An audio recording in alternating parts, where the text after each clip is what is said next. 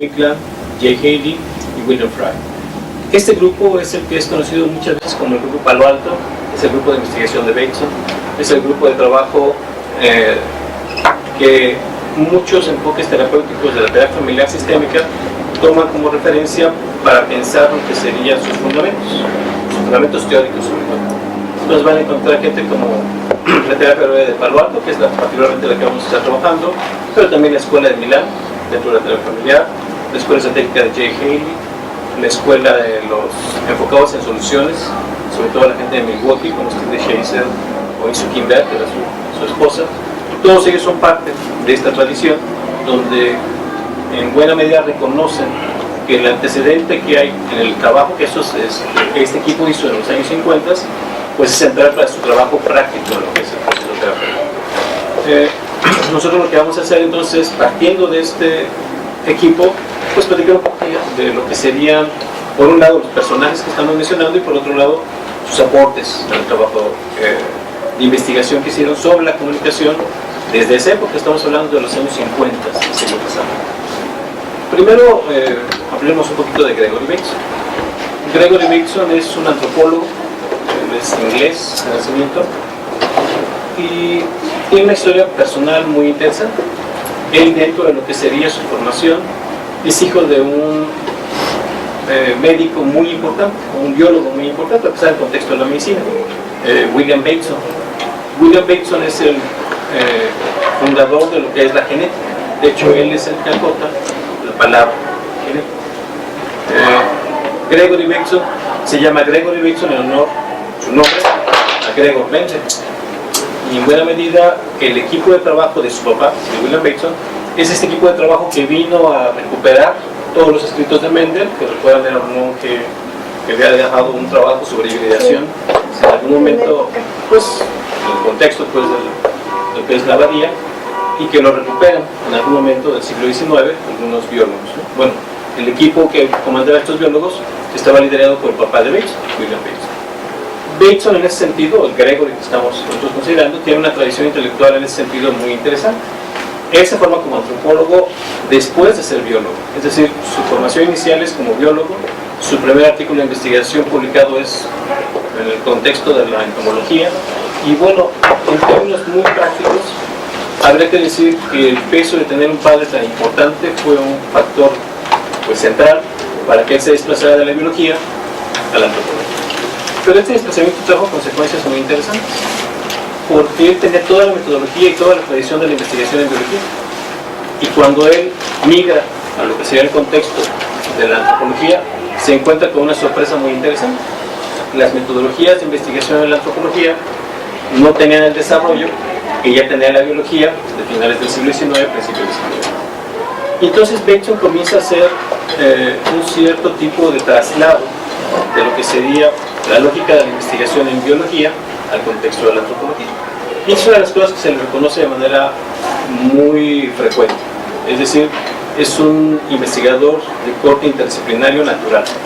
O sea, él es biólogo, se mete a lo que es el contexto de la antropología como una segunda parte de su trabajo profesional, y al paso de los años, si ustedes en algún momento tienen la oportunidad de revisar la historia de Gregory Bateson, lo van a encontrar como que con muchas profesiones. Van a decir que es filósofo, van a decir que es antropólogo, van a encontrar que es comunicólogo, que es cibernético, que es ecólogo. O sea, como que a lo largo de su vida ejerció muchos diferentes espacios de trabajo profesional, y gracias a eso se vinculó siempre con un grupo interdisciplinar. Y esto estamos hablando de los años 30, de los años 40 del siglo XX. O sea, tiene ya bastante tiempo, es un precursor importante en ese sentido del trabajo interdisciplinario. Para fines de lo que nosotros encontramos pertinente en Bateson recordar, hay que ubicar su desarrollo particular alrededor de lo que sería el trabajo con lo que sería la comunicación. Su trabajo en la antropología original tenía que ver sobre todo con entender cómo nos constituimos como personas en una cultura, es decir, cómo es que nos formamos parte de esa cultura. Como buen antropólogo, digamos, con una formación de la antropología del siglo XIX, inglés, es un país colonialista, La idea del antropólogo en ese contexto es, bueno, te vas a la cultura más lejana, al otro lado del mundo, a encontrar tu campo de trabajo, el trabajo de campo que se basa en ese contexto, con una cultura significativamente diferente que te permite identificar este tipo de condiciones, porque cuando estás dentro de la cultura no puedes ver muchas cosas que están ocurriendo como parte de esa conformación. Y bueno, él se va a trabajar básicamente en Indonesia y durante un tiempo ejerce lo que sería la antropología. Digo durante un tiempo, estamos hablando de los años 30, prácticamente hasta los 40, porque dentro de lo que sería su vida, Bateson también tiene otra situación. Nunca tuvo un trabajo estable, nunca estuvo contratado de base en ningún lado, pero siempre trabajaba por proyecto. Y entonces podía llevar un tiempo en un proyecto, pero se acababa eso y tenía que buscar otro proyecto, y eso también lo hizo saltar como por muchos campos. Para más o menos, estamos hablando de los años 40, él se encuentra con lo que sería el contexto académico principalmente, y el vínculo con lo que vamos a conocer como el grupo cibernético.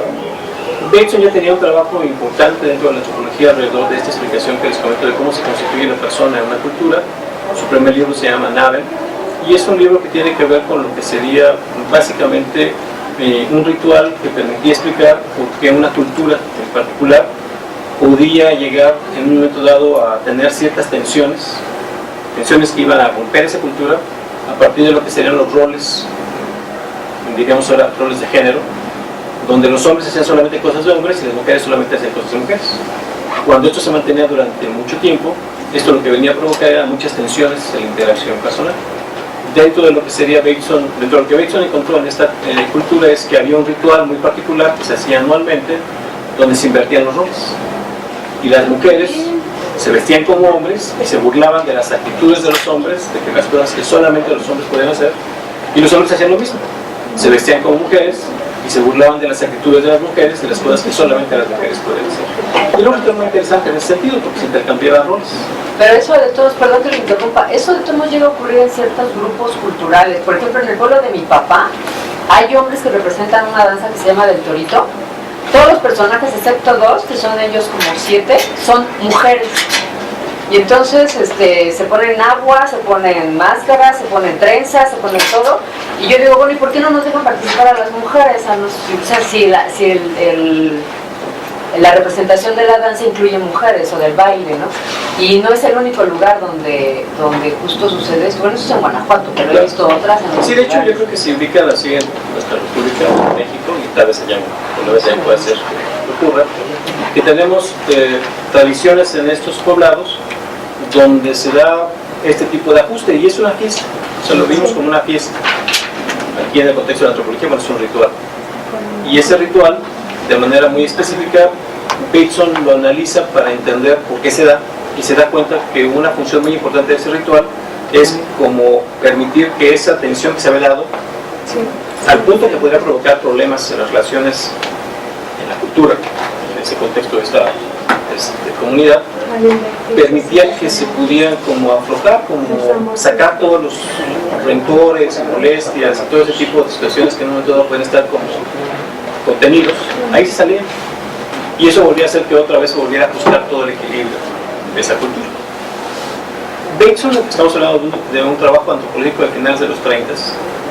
Bateson, cuando se da cuenta de esto, también se da cuenta que no tiene las herramientas teóricas para explicar bien qué está pasando. O sea, cómo está eso de que primero se ponen en la atención cada quien muy polarizado, dos posturas, hombres y mujeres, lo que tienen que hacer, como luego se invierten y luego como otra vez regresan a tener esta diferenciación, generando cierta armonía en el proceso, es decir, manteniendo esa cultura con ese tipo de condiciones. Ese es el tipo de fenómeno que le interesa mucho a Bateson explicar en ese año. Estamos hablando de los años finales de los 30 prácticamente. Y bueno, aquí es donde de manera fortuita ocurre que Bateson se encuentra con los cibernéticos. En términos de la historia de la cibernética, habría que recordar que a quien ubicamos como el fundador de esta rama, es una rama de las matemáticas del siglo XX, la cibernética, es Norbert Wiener. Y esto fue un grupo muy particular de investigación también, de tipo interdisciplinario, donde en un grupo de conferencias durante los años, básicamente iniciaron poco antes de la Segunda Guerra Mundial, se suspenden con lo que sería la Guerra Mundial propiamente y reinician lo que sería en un momento dado lo que serían las conferencias poco después de terminada la Segunda Guerra Mundial. Entonces estás más o menos sobre ese periodo. O sea, una primera conferencia en principios de los 40, 42, una suspensión y después, al final de lo que sería la Segunda Guerra, en 1946, retoman lo que son las conferencias, que eran conferencias por invitación y donde asistían figuras muy importantes de campos de diversa fuente. Tenemos matemáticos muy importantes, en este caso es Norbert Wiener, en un segundo momento John von Neumann, y digamos que son dos matemáticos centrales en la historia de las matemáticas de siglo XX. Niños genio, ambos tienen una cualidad muy particular de ser de estos que en un campo como las matemáticas estaban terminando su doctorado en matemáticas a los 22, 23 años. Ellos están en las universidades de los 14 y hacen un desarrollo muy rápido de lo que serían diferentes propuestas en las matemáticas. John von Neumann creo que está más famoso que Norbert Wiener por ser el último matemático total según el contexto de los matemáticos, es decir, fue el último matemático que sabía de todas las ramas de las matemáticas.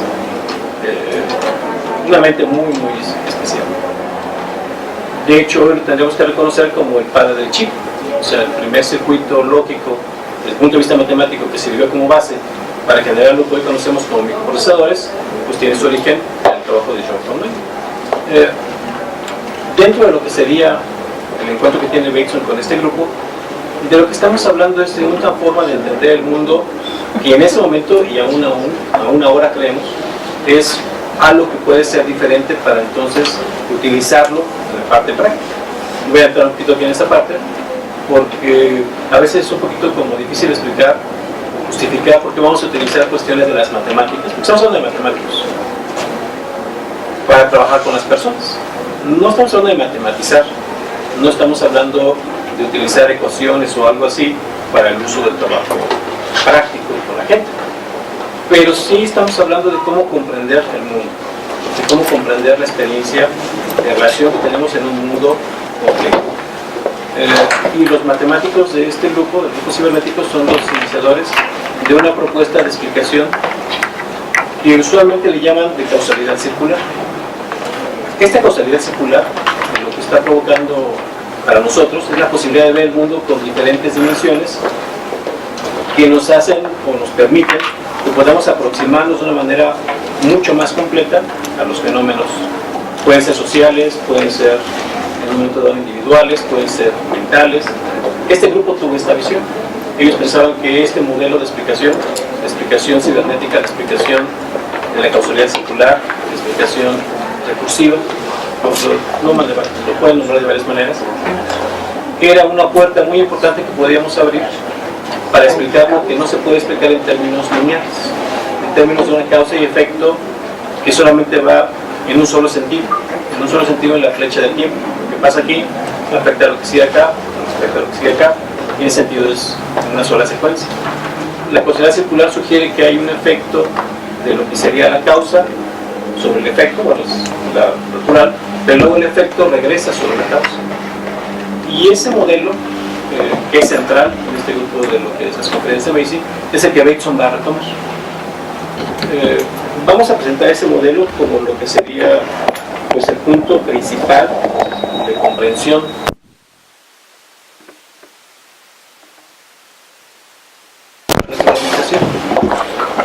Hay que ubicar que la palabra retroalimentación, en inglés el feedback, ha tenido diferentes acepciones. De repente nosotros estamos trabajando en el contexto, por ejemplo, de grupos, y hablamos de retroalimentación y estamos como que refiriéndonos a una especie como de intercambio de información, de cuando ya hicimos una entrega de información y esperamos que esa información tenga algún efecto y que nos regresen ese tipo, y decimos así, de retroalimentación. Algo tiene que ver con eso, pero el modelo es un poquito más dinámico, tiene más elementos para poder ahorita presentarlos. Pero la idea de hablarles de esta conferencia, de las conferencias de Macy, de los cibernéticos, de Wiener, tiene que ver mucho con el que reconozcamos que a partir de Bateson y este grupo aparece el uso del modelo de retroalimentación para explicar la interacción humana. Esto es lo que nosotros vamos a tomar muy en cuenta para hacer la terapia. Pensar en términos de una interacción circular basada en este modo de experimentación para explicar el comportamiento humano. Regresando pues a la secuencia que les presento aquí en la conferencia, los cibernéticos tienen ese peso. Bateson llega con ellos y encuentra entonces un modelo de retroalimentación que le permite entonces decir, bueno, con este modelo, los cibernéticos, tenían básicamente dos sueños. O sea, su planteamiento como matemáticos, y hay que decir que había ingenieros, había físicos, había gente de las ciencias sociales, antropólogos aparte de Bateson, como Margaret Mead, que también es famosa, la esposa de Bateson era Margaret Mead de esa época. Nadie avisó el cambio, ¿eh? Perdón, estamos en una conferencia. Heinz von Forester, que era un físico muy importante dentro de lo que sería el trabajo de estas teorías donde se utilizaba o se buscaba manejar la teoría en ese momento. Bueno, todavía la cuántica sigue siendo algo de novedad, pero bueno, pensemos a mediados del siglo XX, pues era algo como de frontera en la física, bueno, el uso de la cuántica en algunas explicaciones, bueno, como Forester es un pionero en ese sentido. Pero bueno, como decía, había que reconocer que dentro de lo que sería esta caracterización que hacen los del grupo de los cibernéticos de lo que sería una explicación circular, ellos tenían dos sueños. Querían ser o un Terminator, la imagen que tenemos de las películas de Terminator, es decir, estamos hablando de un robot que tuviera inteligencia artificial, o querían hacer un Robocop. Se ubican las películas estas del Robocop. Estamos hablando de la interfase hombre-máquina, organismo-máquina. O sea, estaban buscando generar cualquiera de estas dos versiones, gracias a lo que sería este modelo de explicación circular. Y esto no es un accidente. Hay que decir que este modelo de explicación circular no es solamente una intuición matemática, es en realidad un modelamiento de un proceso orgánico. El primer modelo para hacer esta presentación del modelo cibernético son las células, es decir, el funcionamiento de un organismo. Wiener tenía un problema congénito en el corazón y tenía entonces mucho interés en la explicación de su problema. Como buen científico y matemático se hizo mucha información y esto generó un vínculo con Arturo Rosenbluth. Arturo Rosenbluth es mexicano, estaba trabajando en Harvard, era la mano derecha de Walter Cannon. Walter Cannon, que lo han escuchado, relacionado con el concepto de homeostasis. Bueno, esto se parece mucho. La homeostasis es un proceso que hoy podríamos describir como circular, de intercambio de información que mantiene estable a un organismo. Wiener, en buena medida, viene a tener la idea de generar un modelo matemático que explica el funcionamiento de las células cardíacas. Y en términos muy prácticos, hay que reconocer que estas células son muy peculiares porque no son solamente de este ámbito estriado ni liso, sino que tienen esta combinación. Y eso llama mucho la atención porque entonces tenían una forma de autorregulación. O sea, no había un proceso voluntario directo ni un proceso específicamente solo autónomo de lo que estaba ocurriendo. Y había influencia incluso emocional de esa experiencia, o sea, de la modificación del ritmo, por ejemplo. Bueno, no soy especialista en ese campo, pero puedo referir cómo este tipo de fenómeno le interesa mucho a Wiener, se allega mucho a lo que sería Arturo Rosenbluth, médico, fisiólogo, especializado pues en este campo, y generan este modelo de retroalimentación partiendo del modelo, partiendo de representar cómo funcionaba la célula cardíaca. Y entonces, la célula del músculo cardíaco. Y entonces en ese momento vino la idea de que este modelo podía ser útil no solamente para explicar este funcionamiento, sino para explicar muchos otros procesos que ocurren en el mundo que tienen estas características, de ser procesos que se autorregulan. No sé si aquí tuvieran alguna pregunta o comentario. Es mucha información. Sí, trataré de hacerlo más como concreto en algunos puntos, pero de repente me doy cuenta que el contexto y lo comento la información les puede dar una mejor idea de la importancia que tiene cada una de estas ideas. Yo quisiera hacer un brevísimo comentario. Qué interesante porque, por ejemplo, hablas de cómo pasa de la biología a la antropología y utiliza esta metodología que aplicó inicialmente en su primera carrera. Y creo que la antropología y la sociología en general tiene, del siglo XIX estoy hablando, tiene esta tendencia, ¿no? Cuando Darwin publica su libro, surge inmediatamente una corriente sociológica evolucionista que parte de los principios darwinianos. Surge también otra corriente sociológica que es el organicismo, que postula que el organismo social es equiparable al organismo biológico. Y en esta última parte que tú mencionabas, recuerdo a otro sociólogo, a Max Weber, que dice que la acción social presupone la corresponsabilidad del otro. Todo lo que hacemos está marcado por una presuposición de la respuesta que voy a obtener del otro, es decir, no es una comunicación unilateral, sino, con otras palabras, no es esta cosa que tú decías de causalidad circular, pero se postula que la acción social tiene como fundamento la predisposición de la respuesta que voy a recibir del otro, ¿no? Entonces, me parece muy interesante cómo se van haciendo estos digamos, puntos comunes, ¿no?, entre diferentes disciplinas.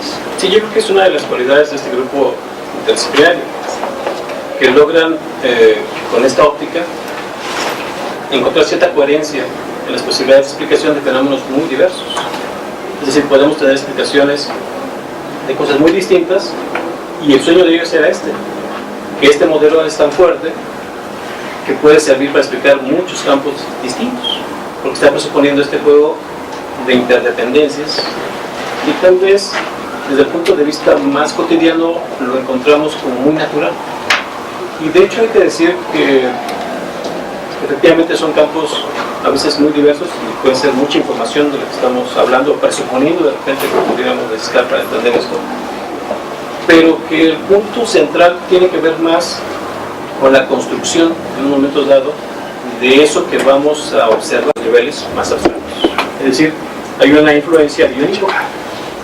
Sí reconocemos que muchas veces la influencia de lo más abstracto sobre lo más concreto suele ser mucho más importante o mucho más directa. Y la influencia de lo más concreto hacia lo más abstracto casi tiene esta cualidad capilar. O sea, que no tiene tanta fuerza, pero sí sube, como la idea de capilaridad. Y son metáforas en realidad para explicarles más o menos cómo pensamos esta relación sistémica. La relación va en estos diferentes niveles como se van observando. ¿Hasta aquí algún comentario? Se oye complicado, habría que ver en la realidad. Bueno, realmente el modelo, como les decía, y es un modelo de complejidad, ¿verdad? Sí es complicado. Pero vamos a ver cómo eso tiene una salida o un resultado muy práctico, siempre y cuando tomemos en cuenta este tipo de premisas, porque esas van a ser premisas. Es decir, entendamos la premisa como algo que vamos a tomar como por hecho, implícito, en nuestra forma de ver. Para explicarles cómo funciona la premisa, a veces puede ser un poquito como raro, porque lo primero que les tenemos que decir es que una premisa no es algo consciente, pero que está funcionando de manera propositiva y con algún tipo de organización. Un ejemplo de una premisa de nuestra experiencia. Quiero que recuerden la primera vez que entraron en esta escuela. La primera vez que recuerden que entraron a esta escuela. Ahora, ya que tienen ese recuerdo presente, pensemos en dos posibilidades, amigos. ¿Están viendo como si en ese momento fueran entrando a la escuela? ¿O están viendo como si una cámara de seguridad los está filmando entrando a la escuela? ¿Cómo recordaban esa experiencia? De la primera forma. ¿Como entrando? Con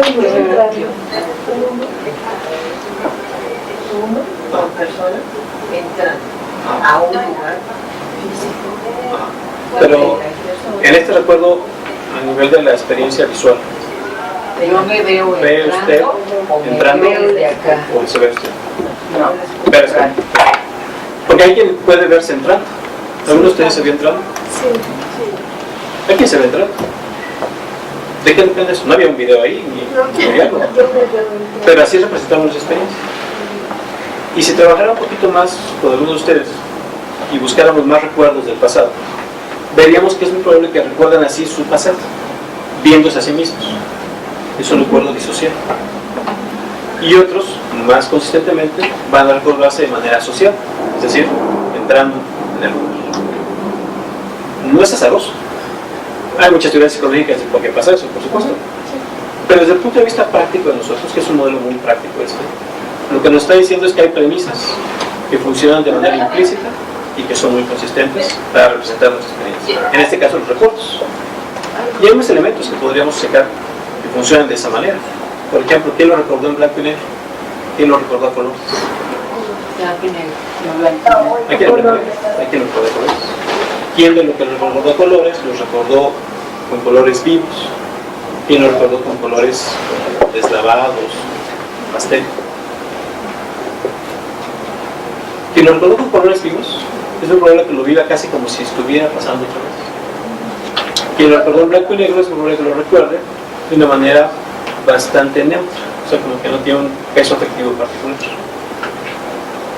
Esos son el tipo de cosas prácticas que hemos aprendido de este tipo de patrones.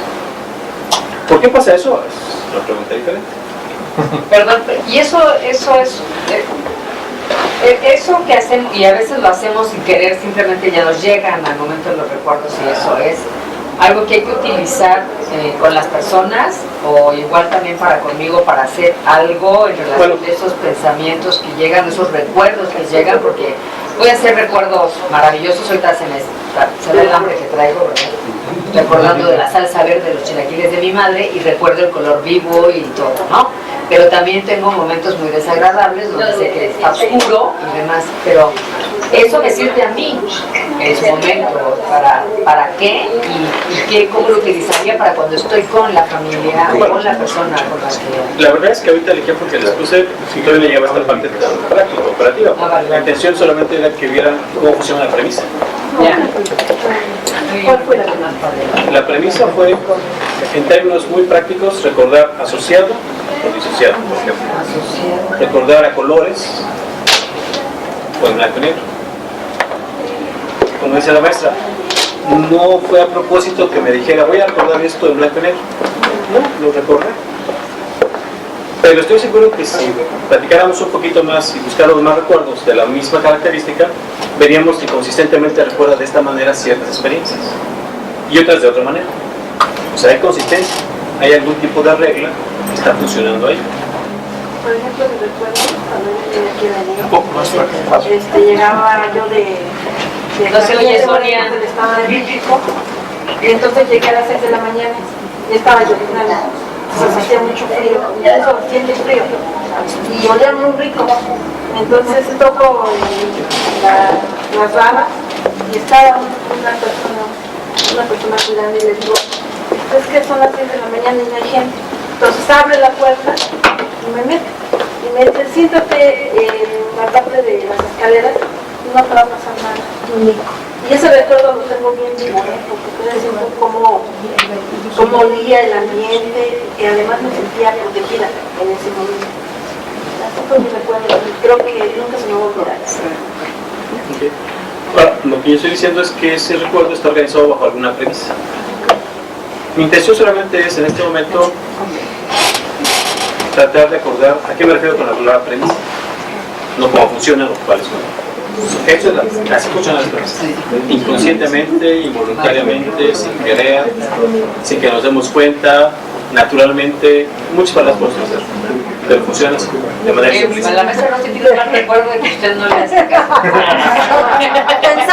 Pensando un poco en el tema de las familias, podría jugarse a hacer la analogía de que cuando nos aproximamos a las familias también llevamos o debemos llevar este tipo de premisas que como grupo, como persona grupal, que es la familia, que es lo que nos combina a estar aquí, también pueden las familias partir de esas consideraciones como este ejercicio que usted nos hacía, bajo todo este histórico muy resumido de cómo ha evolucionado el concepto.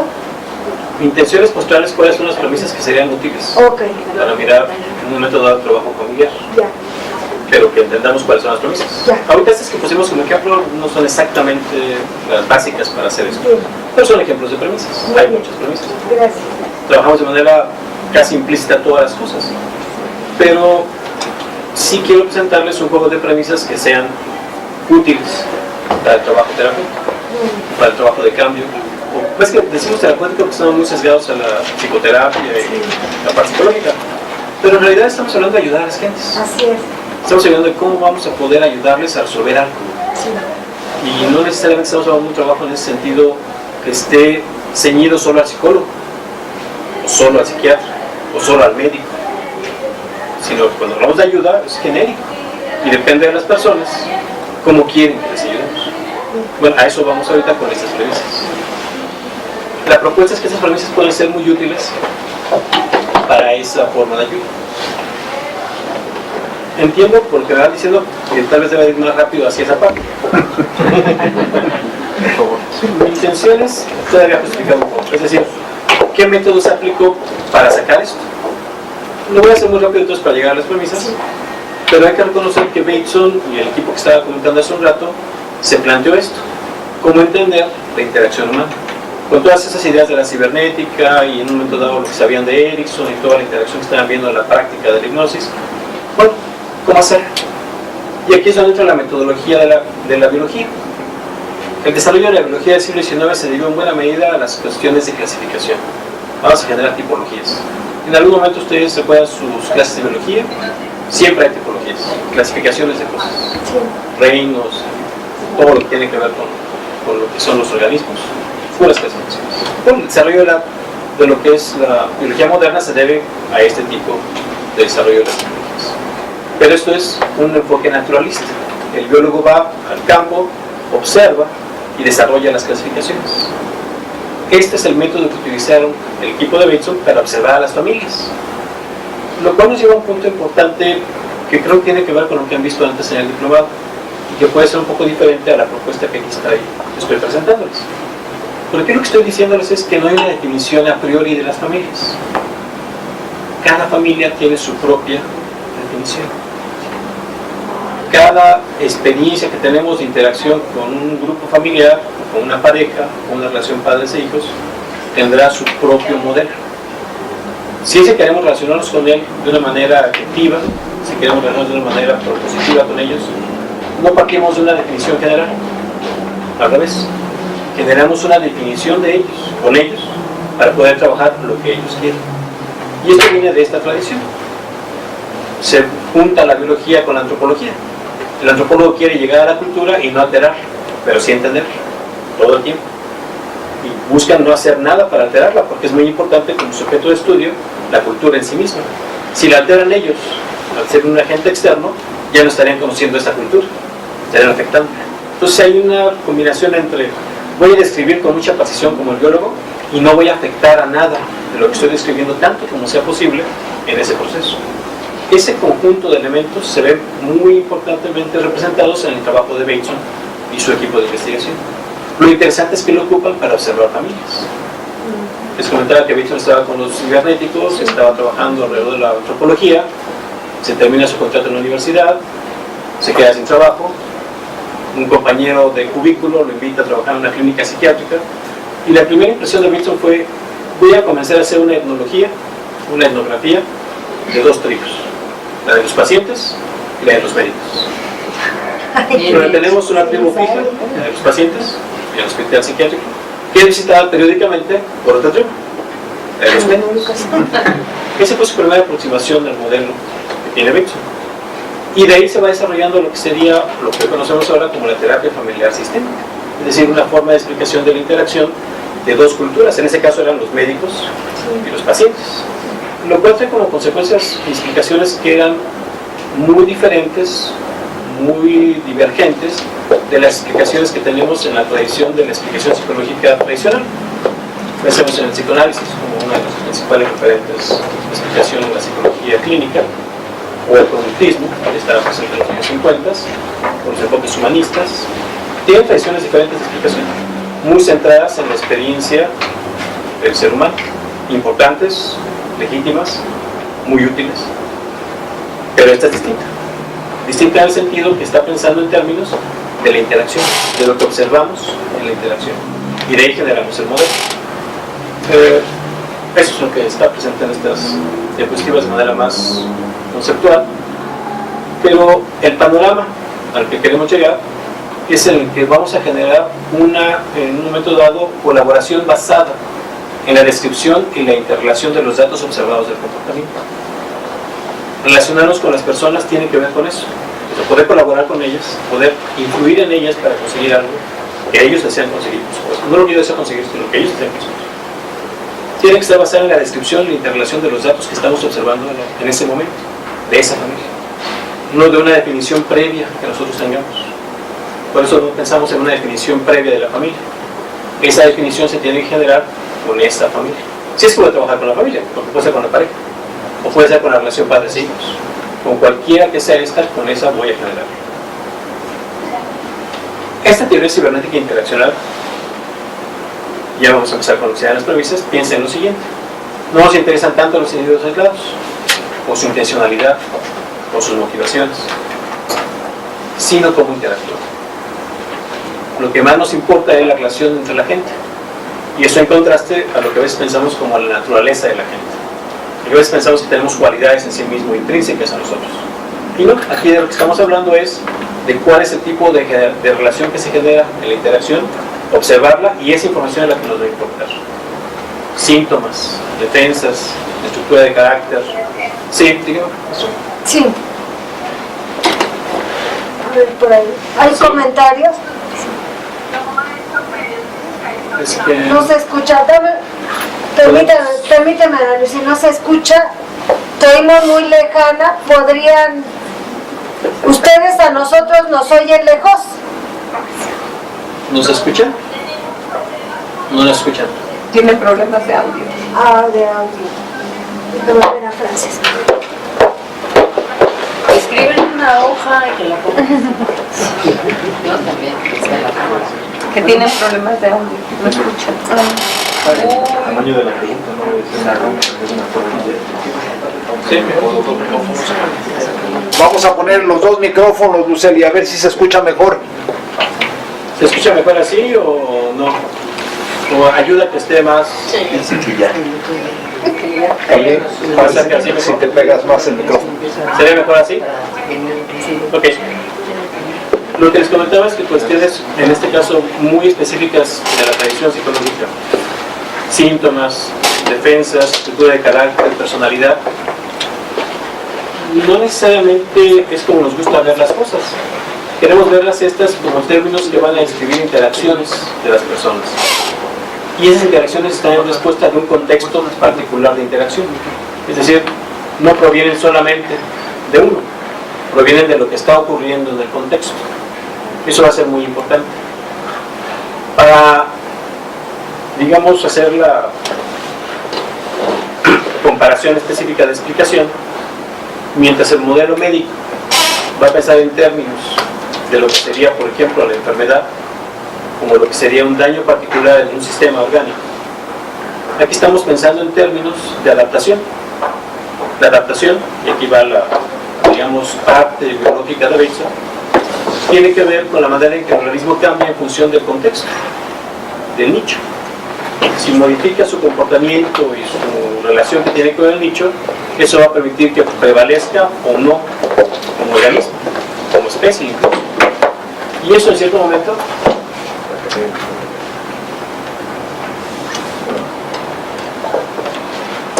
va a ser una diferencia, porque entonces pensamos esto. Un síntoma, y un síntoma que puede ser visto como extremo, que es el motivo de la investigación de Bateson en ese momento que fue al hospital psiquiátrico, la esquizofrenia. La esquizofrenia estamos habituados a verla como una psicopatología, lo cual ya la convierte en una enfermedad mental. Todo esto dentro del modelo médico. ¿Qué pasa si la vemos como un proceso de adaptación? ¿Qué pasa si vemos a lo que es la esquizofrenia como un proceso de comportamiento necesario a un contexto particular de interacción en la familia? Esa es la diferencia de la propuesta con Bateson, su grupo de trabajo. Vamos a ver el proceso, vamos a decirlo así, psicopatológico, no como algo que tiene que ver con un proceso intrapsíquico, con un tipo de vulnerabilidad o pues es una cualidad, es una condición particular que tiene la persona que la puede llevar a tener este tipo de comportamiento. Alucinaciones, conductas de cierta manera fuera de lo esperado, obsesivas, cierto tipo de repeticiones en su comportamiento. Por ejemplo, bueno, ¿qué tal que ese comportamiento es el comportamiento necesario para un contexto de interacción particular? Es decir, un comportamiento adaptativo. Un comportamiento que si no lo tiene de esa manera, difícilmente podría adecuarse a la relación de ese contexto. Ese es el inicio de la terapia familiar en los años 50. Es decir, comenzar a pensar que ese trastorno particular era el resultado de un proceso de adaptación, no de una enfermedad. Y eso es una diferencia muy interesante, porque entonces ya no estamos pensando que estamos trabajando con personas enfermas o familias enfermas. Estamos pensando que estamos trabajando con gente que está buscando dar la mejor respuesta posible al contexto que tiene. Y esa que es la mejor respuesta posible es para su bienestar. Aunque para los demás pueda parecer que es algo anormal, que es algo que incluso puede ser doloroso, porque sí lo experimentan con cierto sufrimiento, pero es la mejor respuesta que pueden tener en ese momento. Es decir, este cambio de perspectiva es al que me estoy refiriendo como una premisa muy importante. No vamos a ver la enfermedad mental o la psicopatología o el síntoma, en este caso como puede ser trastorno obsesivo compulsivo. Los de hoy son trastorno de ansiedad, en primer lugar mundial en términos epidemiológicos, depresión en segundo lugar, además son parte de un continuo. Si una persona tiene un trastorno invalidante de tipo de ansiedad, a los 6 meses va a tener depresión. Eso es lo que ven en la práctica clínica y seguramente ustedes, eso pasa. Entonces primero tiene trastorno de ansiedad y luego tiene depresión. Pues sí, y ahí vamos. Pero por ejemplo, este tipo de situaciones, ¿qué tal que las comenzamos a ver como respuesta de adaptación? Las comenzamos a ver como la mejor respuesta que puede dar la persona al contexto que está viviendo. Para cada persona es diferente. Es decir, cada persona tendremos que trabajar cómo es que fue armando para consigo mismo, su relación que tiene con los demás, esa respuesta. Y cómo le funciona. Es decir, qué papel juega esa respuesta en ese contexto. El cambio de posición para pensar a la persona, para pensar en la persona y darle importancia al contexto, tiene todas esas implicaciones para explicar el comportamiento. ¿Qué es lo que nos va a importar? Esa es la primera premisa. Nos va a importar la secuencia de actos repetitivos y observables. Es parte de la metodología que les estaba señalando. Si voy a querer entender esto que a primera impresión le puedo poner una etiqueta y le puedo llamar trastorno de ansiedad, que puede ser ataque de pánico, que puede ser fobia, que puede ser trastorno de ansiedad en general. Bueno, si me distancio un poco de esa etiqueta y comienzo a observar cómo se comporta la persona en su contexto particular donde aparece ese síntoma y qué es lo que se va repitiendo, entonces comienzo a generar un modelo de cómo es la experiencia para esa persona. Y eso es lo que me interesa, generar cómo es este tipo de patrón de interacción, que puede ser una interacción como les señalaba en la diapositiva previa o las que les mostraba, en su relación consigo mismo, en su relación con los demás, en su relación con el mundo. El mundo es el abstracto. Hay gente que va con nosotros y quiere llegar a la felicidad o encontrar la justicia. Eso es abstracto, pero eso puede mover su mundo. Hay gente que tiene problemas con su pareja, con su relación marital.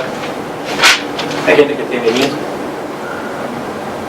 Su respuesta es, su relación es consigo mismo. No se lo explica, tiene miedo. Es el clásico de las cosas. Bueno, son 3 diferentes niveles de interacción donde podemos encontrar patrones muy particulares de relación. La intención es comenzar a mostrarles, si bien todavía no una técnica particular para trabajar con ellos, cuáles serían las condiciones de estas premisas. Es decir, la manera en que nos gusta pensar para pensar lo que es la familia. Primero, vamos a buscar reglas que gobiernan al sistema. O sea, los patrones, una vez que se repiten consistentemente, las podemos considerar como reglas. Podemos comenzar a considerar que entonces eso se va a repetir de manera muy consistente, voluntaria o involuntariamente. Y de hecho muchas veces lo refieren así: aunque yo no quiera, esto pasa. La terapia muchas veces va a consistir en que el terapeuta se comporte de tal manera que esas reglas puedan cambiar. Porque si esas reglas cambian, cambia el comportamiento. Ahora, no estoy hablando de cambiar la experiencia interna, estoy hablando de cambiar la interacción. Es decir, nosotros podemos comenzar a entender esa conducta sintomática de acuerdo a ciertos principios del enfoque interaccional. Y aquí vamos a ver si ya con las premisas más específicas. Uno no puede comunicar. ¿Qué quiere decir uno no puede no comunicar? Es decir, no podemos no comunicarnos con las personas. Pensemos que cualquier cosa que hacemos en un contexto particular, algo significa. Si yo me quedo callado y no digo nada, en un contexto particular, eso significa algo. No es igual en una iglesia que en una fiesta. Y en ambos lugares obtiene un significado ese comportamiento. Si estoy en una iglesia y me quedo callado y todos los demás están callados, estoy de acuerdo a cierta regla en ese contexto. Pero eso está comunicando algo, que estoy de acuerdo con esa regla. Si comienzo a hablar en ese contexto, es que no estoy de acuerdo, significa algo. Si estoy en una fiesta y me quedo callado, significa algo. ¿Sí me explico? Sí. Si hablo, significa algo. O sea, no importa el contexto que yo quiera buscar, es imposible que no comunique con mi comportamiento. Por eso decimos que es imposible no comunicar.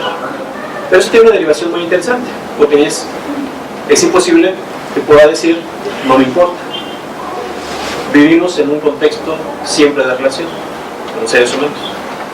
Así como digo que algo no me importa, es algo que no tendríamos por qué creer, porque siempre estamos en relación con una historia familiar, siempre estamos en relación de un contexto de interacción y siempre todos tenemos nuestro comportamiento en función de ese contexto. Pero a lo que estamos llegando, siempre nuestro comportamiento está en función de un contexto. Los intercambios que podemos tener en ese sentido, los que mantenemos mucho son comportamientos que tienen que ver con lo verbal o con lo no verbal, tiene que ver con la manera en que nuestros movimientos corporales representan ciertas cosas, o que nuestro lenguaje mismo puede decir una cosa sin decir lo que está diciendo.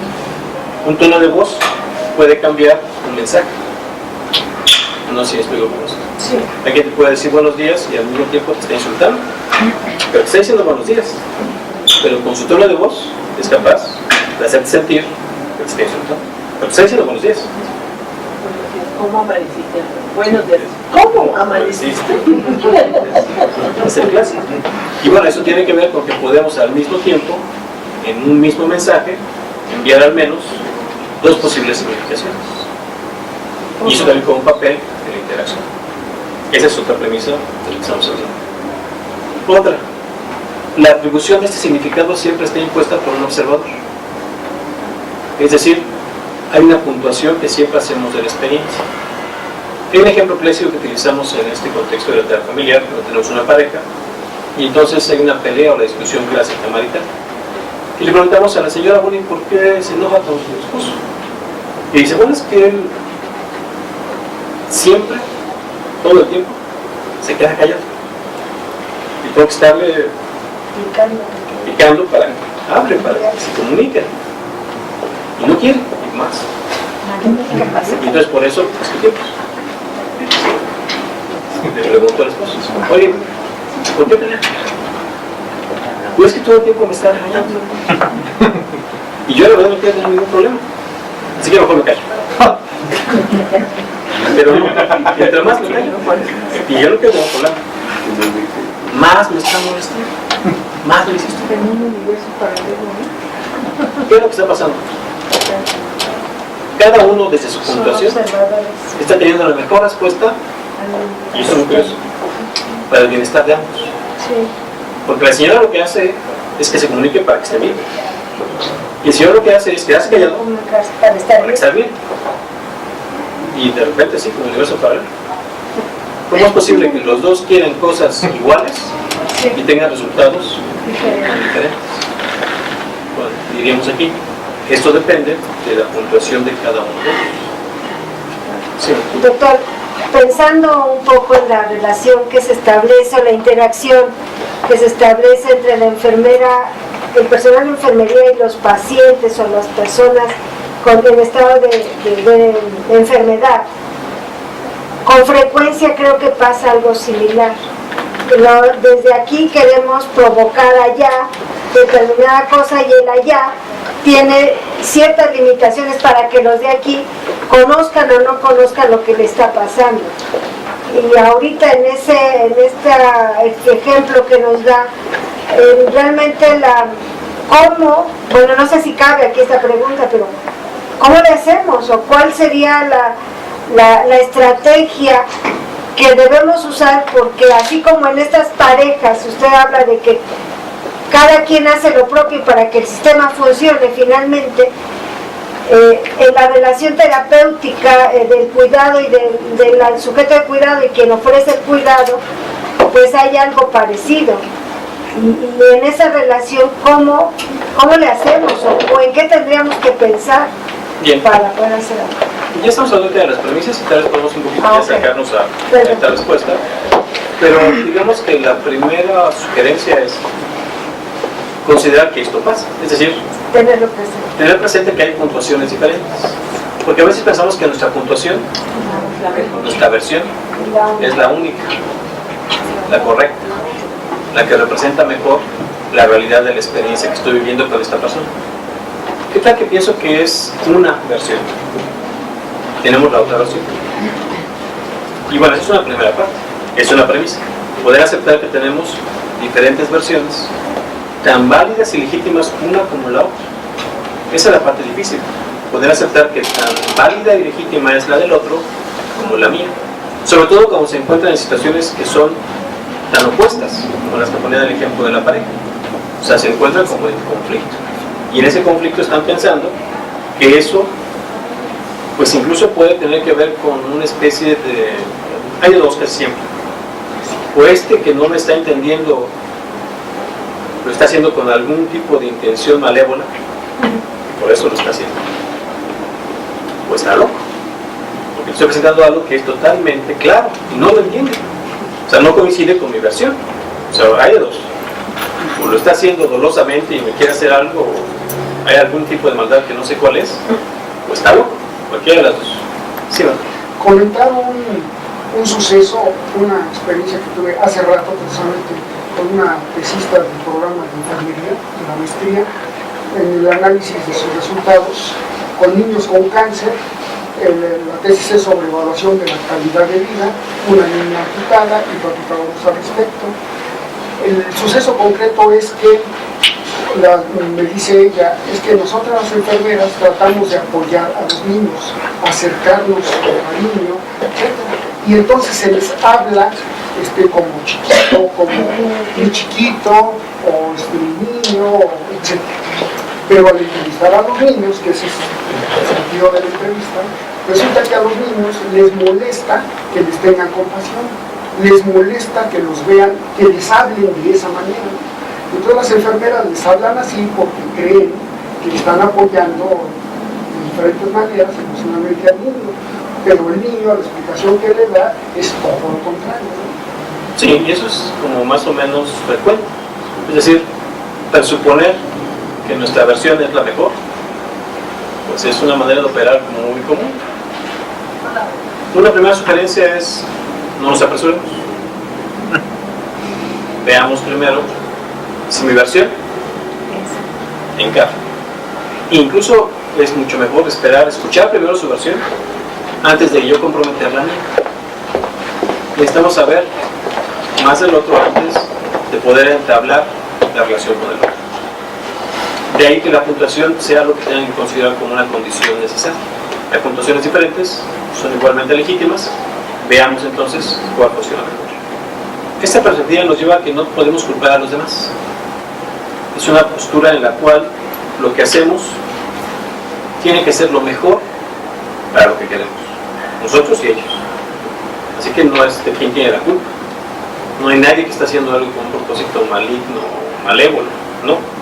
Es lo mejor que pueden hacer, es un contexto de adaptación. Y es muy importante también como premisa, porque si no estamos buscando que la otra persona tenga algún tipo de culpa en la experiencia, estamos buscando cómo ayudarla. Estamos entendiendo que lo que está diciendo en ese momento, o lo que está haciendo, es lo mejor que sabe hacer para estar bien, para conseguir en un momento dado resolver lo que está experimentando. Conceder esto son premisas. Todavía no llegamos a la técnica, o sea, pero es importante tener esa posición para poder llevar a cabo ciertas técnicas. Otra premisa muy importante es que la naturaleza que tiene este sistema va a ser casi siempre simétrica o complementaria. Todos los comportamientos de interacción tienden a tener esta característica. O se igualan en la interacción o se diferencian. Si yo hago un comportamiento como este, espero que me puedan ver ya. Yo me comporté de una manera particular, la maestra se comportó de otra manera. Voy a repetir. ¿Qué estamos haciendo? Es el nombre de lo que estamos haciendo, saludar. Pero si lo vemos en términos todavía un poquito más abstractos, yo tengo un comportamiento, y checa mi comportamiento cómo es. Estirar la mano. Extiendo mi brazo, abro mi mano. Llegar también, ¿no? ¿Qué está haciendo ella? Respondiendo. Lo mismo. Está haciendo como un espejo. Sí. Eso es un comportamiento simétrico. Si observamos las interacciones con cierto cuidado, todas las interacciones tienen o el componente simétrico o el componente complementario. ¿Cómo es el complementario? Por ejemplo, yo estoy hablando, estoy dirigiendo a ustedes y ustedes están escuchando. Es un comportamiento complementario de la interacción que estamos teniendo. Yo estoy de pie, ustedes están ahora sentados. Es un comportamiento complementario. Lo estamos esquematizando mucho, porque si vemos una interacción, es decir, si observamos cómo interactúa uno con otra persona, veremos esto muy rápido. O sea, en cuestión de segundos tenemos secuencias de igualación y secuencias de diferenciación del comportamiento. Un diálogo, por ejemplo, funciona en turnos. Yo hablo y el otro escucha. Luego el otro habla y yo escucho. ¿Qué comportamiento es este? Complementario. ¿Sí me explico? De repente estamos en una riña. Yo hablo y el otro me encima la voz. Y yo le subo más y el otro le sube. ¿De qué estamos hablando? Un comportamiento simétrico. Podemos atribuirle significados diferentes dependiendo del contexto de este juego de interacción, pero nos interesa esto, la lógica de esa interacción. O el comportamiento se iguala o el comportamiento se diferencia. Es decir, si se iguala es simétrico, si se diferencia es complementario. Usualmente los síntomas surgen cuando el consenso sobre la naturaleza de esa relación no se logra, porque a veces ocurre como ahorita, pero esto no está todavía. Y ahora vamos a explicar un poquito más esta parte. No sabía de qué se trataba, pero ¿qué hizo? Se lo pensó. Lo pensó y respondió. Pero puede ser que responda muchas veces. Se lo sigue pensando. Sí, pero ¿qué pasa? Se vuelve una relación. ¿Lo vuelve a hacer? Sí, lo hará N veces. Sí, ¿por qué? Porque una Vamos a explicar simetría ya ya, todos los conceptos un poquito más rápido. ¿Por qué me está respondiendo? Estoy influyendo en ella. porque ya estableció una simetría, una interacción simétrica, como le llaman. Sí, y esa se llama, como decía hace rato, salud. Pero ¿por qué me sigues hablando si ya una vez es suficiente, no? Ese es su contexto. Ya me saludó, ¿no? Porque eso sería lo esperable y decirlo. Porque su contexto le ha enseñado que cuando le cierra la mano ya tiene que responder para saludar. Así es. O sea, hay un contexto que incluso lo obliga a seguir dándome la mano. A un Porque, proceso. ¿qué es lo que pasa si me deja con la mano estirada? Ahí intervienen las costumbres. Bueno, para eso es todo eso es el contexto. Le podemos dar diferentes significados. Puede ser porque en un momento dado es la educación, las costumbres, mi experiencia interna, el siento feo, el respeto. O sea, son significados que aparecen en ese proceso. Y ahorita son significados de todos nosotros. Usualmente en el contexto de interacción con un paciente, pues es solo con él, con su familia, con su historia personal. Y ahí me interesa funcionar para entender cómo funciona su comportamiento. Este es un ejemplo muy general. Funciona muy bien porque nuestra cultura está construida con este tipo de premisas. Y cada vez que les tire la mano, me van a dar la mano. Eso es interesante. Porque entonces puede influir en su comportamiento de una manera muy, vamos a decirlo así, precisa y consistente. Y eso puede provocar entonces algo muy útil en algún momento. Todavía no sé cómo, pero ya se puede influir en su comportamiento. Como Juan entienda más acerca de ella, de su contexto, voy a poder influir cada vez más. Parece que las compañeras de Colombia querían comentar algo. Sí, los escucho. Está bien, ¿Querían comentar algo? No oye, ¿El comentario no se escucha? Sí, oye, ¿verdad? Sí. Parece que está en la interacción. No, está bien. Vamos bien. ¿Está bien? Creo que no lo vimos. Ok. No lo vimos que estaba haciendo. Ok. No lo vimos. Eso es lo que estaba haciendo. Saludando desde acá. Sí, lo que estamos pidiendo es que desde el punto de vista interaccional, lo que estamos observando es como un comportamiento promueve otro comportamiento y que en la interacción siempre vamos a tener al menos dos posibilidades de comportamiento. En este momento yo estoy hablando, los demás están en silencio, eso es complementariedad. Si los dos estamos hablando al mismo tiempo, es simetría. Ahora, si lo ven comportamientos explícitos, yo estoy sobre humano y los demás son explicaciones humanas. Y hoy me gustaría decir otra ella que está tratando muy bien en la verdad, pero que cualquiera que lo hiciera en este momento, casi seguro, le va a costar mucho trabajo dejarme con la mano extendida. Por el contexto de la estructura, donde dejar la mano extendida de alguien es así como. No sé, pero este contexto ahorita lo estoy usando. El contexto no está, vamos a decirlo así, en lo que sería el espacio. El contexto es el producto de las interacciones en ese espacio. Si estuviéramos en una fiesta y yo le hago así al maestro, quiere bailar. Sí, quiere. Ya significa otra cosa, ¿no? Ya no le estoy en ese momento sanando. ¿Sí es esto? Sí. Si yo estoy bajando de un camión, bajo el camión y hago eso, a la persona que viene bajando, La va a asistir, la va a ayudar. estoy ofreciendo un apoyo, una asistencia. El movimiento es muy parecido, pero provoca una respuesta en el otro. ¿Sí ven? Una respuesta de comportamiento que es igual a mi comportamiento. Si le llamo a su educación, o le llamo apoyo, o le llamo invitación a hablar, o le llamo a saludo, depende del contexto. El significado es una función del contexto de la interacción. Esa es la premisa con la que estamos trabajando, muy importante, porque ya cuando vemos particularmente pacientes o personas que están sufriendo una experiencia particular, necesitamos entenderla en sus términos, no a los nuestros. Eso va a ser central. Y entender que el contexto de esa persona no está presente para nosotros, está presente para él. Tendremos que acomodar nuestro comportamiento de acuerdo a ese contexto. Nosotros en la terapia breve adoptamos esta lógica sistémica para todo lo que hacemos. Es central para poder entender a los individuos en términos de un sistema de interacción. Y entonces no tenemos chicos buenos o chicas malas, no tenemos esposas sufridas o esposos abusadores. Esas son clasificaciones de una causalidad lineal específica. Aquí es correspondiente a lo que sería esta interdependencia. Por supuesto que tiene muchas implicaciones pensarlo de esa manera, pero ayuda mucho para conseguir el cambio en la experiencia. Los patrones de interacción debemos conceptuarlos de acuerdo en un momento dado a lo que está ocurriendo en ese contexto, no a premisas previas de nosotros o del mundo o de cierta teoría. No, tiene que aparecer de la interacción que estamos en ese momento viendo. Hasta aquí algún comentario. Ya queda poquito tiempo de lo que habíamos programado. Creo que me gustaría pasar rápidamente a la parte de las habilidades para que al menos podamos precisar algo de las sugerencias que he estado comentando. Porque bueno, esta parte general creo que es suficiente con que tengamos presente que somos muy sensibles a que la interacción está en función del contexto y los significados están en función del contexto. Entonces noten cómo el comportamiento ya no lo explicamos o no lo estamos entendiendo en función de algo interno, sino de algo que ocurre en el proceso de relación con las demás personas.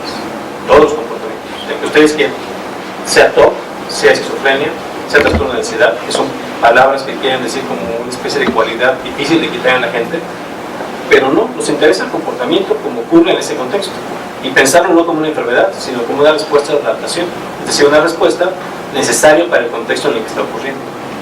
Pero supone algo muy importante: no podemos tener leyes generales para todo. Cada caso es su mejor explicación. Es una palabra que nos gusta mucho decir. Entonces, en el caso de estos problemas mentales, ¿es una manera de sobrevivir?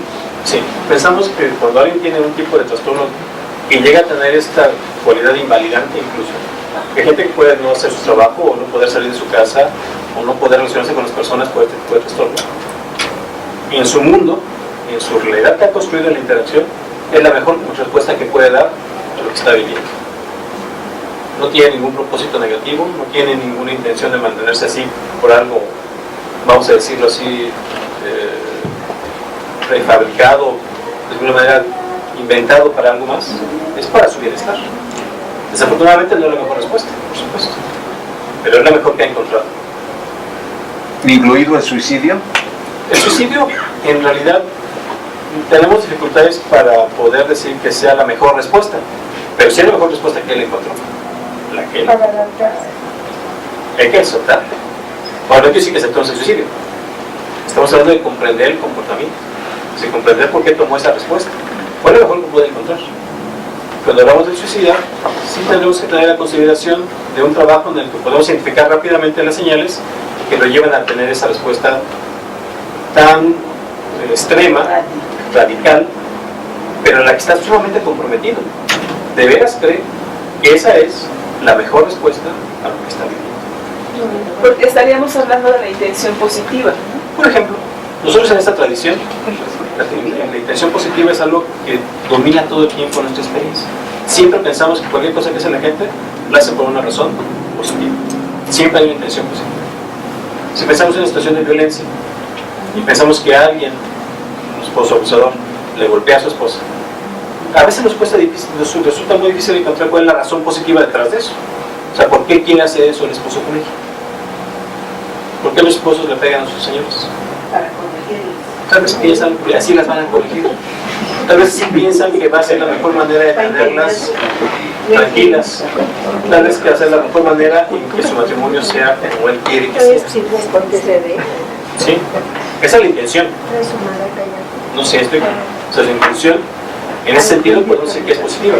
Su elección de comportamientos para conseguir lo que quiere, pues esa sí no es la mejor. Sin duda habría que ver cómo le hacemos para que sea distinta. Pero su intención, esa sí es posible. Es un comentario muy breve. Ayer vi una película que se llama El mejor lugar para morir. Es la historia de un joven de 22 años que se suicida. Ha sido abandonado por la madre desde que tenía 10 años, se fue a vivir con el padre y el padre lo llevó, lo abandonó, lo fue a entregar. Y él siempre quiso que sus padres se juntaran. Se suicida, antes les manda una carta al papá, le manda una carta a la mamá y los convoca a que se reúnan en un año determinado, en un lugar determinado, para provocar el reencuentro. Y él se suicida y muere con esa certeza y con esa satisfacción de que finalmente sus padres se van a juntar por él, van a estar juntos con él aunque él no esté. Y los padres leen las cartas que les dejó él, y es verdaderamente conmovedor. Y bueno, en este caso el suicidio de este joven tuvo como objetivo último lograr esa integración con sus padres, ¿no? Sí, es una versión extrema, ¿no? De lo que puede ser una propuesta de lo que yo encuentro como la mejor forma, la mejor estrategia para llegar a un objetivo.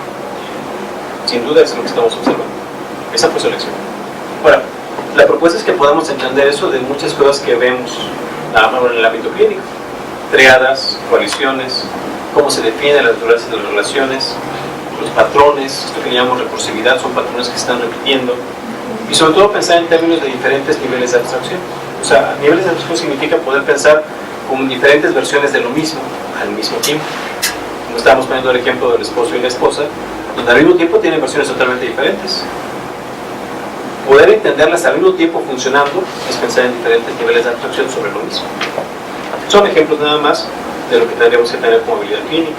Estar consciente de esto es lo que nos va a permitir tomar mejores decisiones en lo que tenemos que hacer. Vamos a conseguir cosas muy particulares, por supuesto, pero ese es el marco sobre el que vamos a estar funcionando, el que vamos a estar trabajando. Si pensamos en habilidades muy específicas, Erickson es nuestra influencia más importante muchas veces, y esta frase es muy interesante de él. Las personas vienen conmigo con problemas que no pueden cambiar. Yo les doy problemas que pueden cambiar. Es decir, en el proceso de interacción podemos descubrir que ese problema que me están planteando no es el que tienen este otro. Y con ese podemos conseguir lo mismo que ellos quieren. Es decir, seguimos con su intención positiva, pero podemos, ese no se, así como lo quieren resolver, no, así no se va a resolver. Pero si lo hacemos de esta manera, sí sigue siendo un problema, pero así es un problema que se puede resolver. Entonces, esta es una opción muy interesante donde sugerimos estas habilidades: escuchar, observar, suponer restricciones aprendidas. Es decir, si nosotros tenemos cierto patrón de comportamiento particular, tiene que ver con un contexto en el cual ese comportamiento tiene un sentido muy importante y por eso lo mantenemos. Suponer que podemos cambiar. O sea, así como tenemos la posibilidad de aprender esto que tenemos como un problema, podemos aprender a otra cosa que ya no sea un problema. Es decir, todo el tiempo podemos cambiar. Eso nos distancia mucho de la psicopatología o de la enfermedad mental. A veces pensamos que los problemas mentales son para siempre. Ya si te clasifican de esta manera, eso ya nunca vas a poder cambiar. Nosotros solo pensamos que todo el tiempo podemos hacer un cambio. Por supuesto, transmitir respeto a lo que sea la interacción y utilizar todo lo que nos traiga la persona en el contexto terapéutico. Es decir, cualquier cosa que nos traiga significa algo muy particular, necesitamos entenderlo y poder utilizarlo dentro del proceso. Eso que particularmente es distintivo de cada uno de nosotros, en un proceso terapéutico, tiene que ser útil. Porque eso que nos presentan con tanta frecuencia, lo saben hacer muy bien. Y si podemos usar eso que saben hacer muy bien para dirigirlos a donde quieren llegar, van a hacerlo muy bien. El punto es encontrar cómo hacerlo, por supuesto. Esa es la terapia. Creo que ya el tiempo se me agotó. Ya.